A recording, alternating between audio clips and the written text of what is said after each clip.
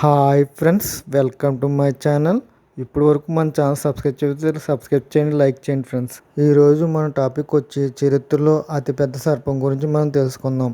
ఆ సర్పానికి శాస్త్రవేత్తల బృందం వాసుకి ఇండికస్ అని నామకరణం చేశారు.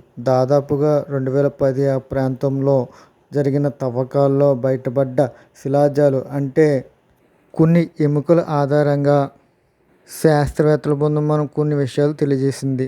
ఈ సర్పం దాదాపుగా 4.7 కోట్ల సంవత్సరాల క్రితం జీవించేదని, దాదాపుగా 15 మీటర్లు అంటే 45 నుంచి 50 అడుగులు పొడవు ఉండేదని, అదేవిధంగా అసాధారణ పరిస్థితుల్లో జీవించేది అని, అంటే ఎండగా అంటే బాగా వేడి వాతావరణంలో జీవించేదని, కాలక్రమేణా వాతావరణ మార్పుల్లో చోటు చేసుకోవడం వల్ల చల్లదనంగా మారటం వల్ల ఇవి మనుగడ నుంచి ప్రశ్నార్థకం వైపు అంటే చనిపోవడం వైపు అడుగులు వేసాయని తెలియజేశారు. అదేవిధంగా ఇవి మందకొడిగా ప్రయాణించేవని శాస్త్రవేత్తల బృందం తెలియజేసింది.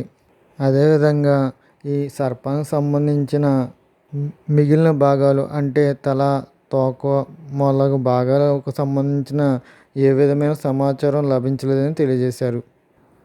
చరిత్రలో మనం ఇప్పటివరకు తెలుసుకున్న విషయాల్లో టైటానోబోవా ఒకటే పెద్దదని మనకి తెలియజేశారు. కాకపోతే ఇప్పుడు లభించిన ఆధారాల ద్వారా అంతకన్నా పెద్ద సర్పం వాసుకి మన భారతదేశ సరిహద్దుల్లో జీవించేదని శాస్త్రవేత్తల బృందం అంచనా వేస్తుంది.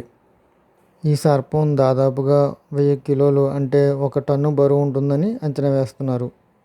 ఈ సర్పానికి సంబంధించిన మరిన్ని వివరాలు తెలుసుకునేందుకు శాస్త్రవేత్తల ప్రయత్నాలు మరింత ముమ్మరంగా సాగుతున్నాయి. ఓకే ఫ్రెండ్స్, ఇలాంటి సమాచారం కోసం మరిన్ని వీడియోల కోసం మన ఛానల్ సబ్స్క్రైబ్ చేయండి, లైక్ చేయండి friends. Thank you. Hi friends,